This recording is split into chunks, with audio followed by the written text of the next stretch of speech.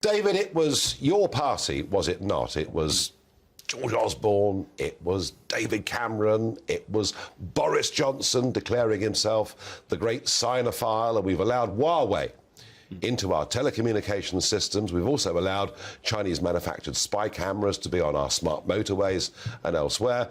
The Conservative Party have taken us into this. Now we're being told by the boss of one of our biggest security agencies that this is a dangerous thing to have done.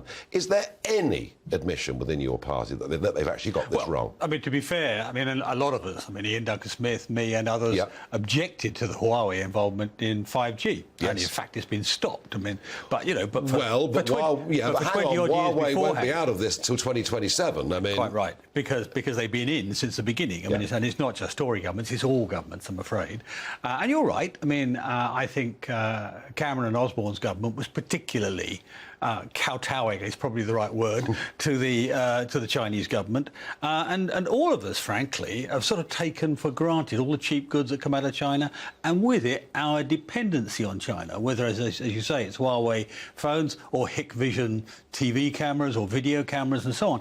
And of course we've not thought through the consequences for our national security, and they are enormous. I'm really pleased that the head of GCHQ has come out and said that. It's frankly, even from them, it's a bit late. I mean, I remember a couple of years ago, the previous head of MI6 saying that he thought they'd probably dropped the ball both on Russia and China for an understandable reason. They're trying to focus on terrorism, but they didn't keep an eye on the main target. And these countries, well, let's be blunt, but they're our enemies much of the time. They have different standards, different beliefs. They want their own domination. We should never underestimate. China's invested around the world in resources, and it's inserted itself into our economy from everything, as you say, from telephones to from nuclear power stations. And it's also busy picking away at the Commonwealth, whether it's Barbados or Solomon Islands. You can see what the game is. David, look, terrible mistakes have been made, right? I agree with that. I get that. GCHQ get that. And you're right. We're very dependent on cheap Chinese goods.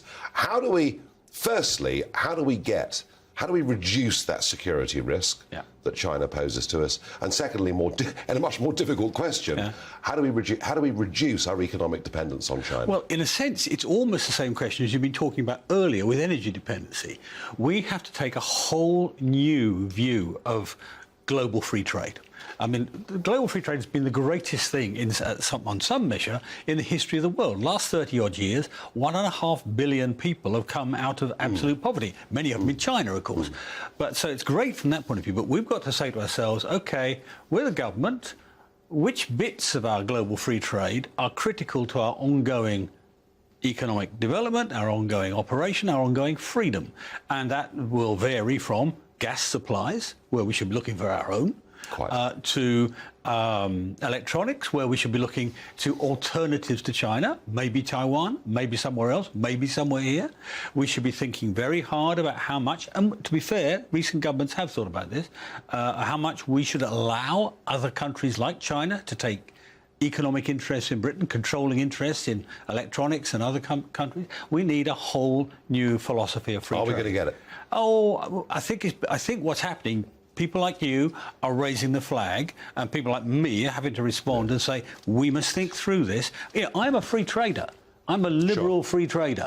But I recognise that there are limits to free trade, because if you don't take limits to free trade, there's limits to your freedom. I agree with that. Final quick thought. It's very interesting. So Jeremy also said that digital currencies operated by central banks, digital currencies will be a key tool for monitoring citizens' behaviour. He was warning against central bank digital currencies. Rishi Sunak was a great fan of them, wasn't he? I know. And a blockchain is which is required in those currencies, gives a unique identifier to basically every unit of currency that travels. But, you know, there's more to it than this, even. I mean, the government, GCHQ included, have been wanting us to give up encryption of our own transmissions. There are 1,000 things we have to think about the way we run society, including cryptocurrencies, to make sure that we don't give our individual freedoms rights to foreign nations. I know you're going to fight it. You always do, David Davis. When it comes to individual liberty, often to the dislike of your own party leadership. Sometimes. Which we rather like on this programme.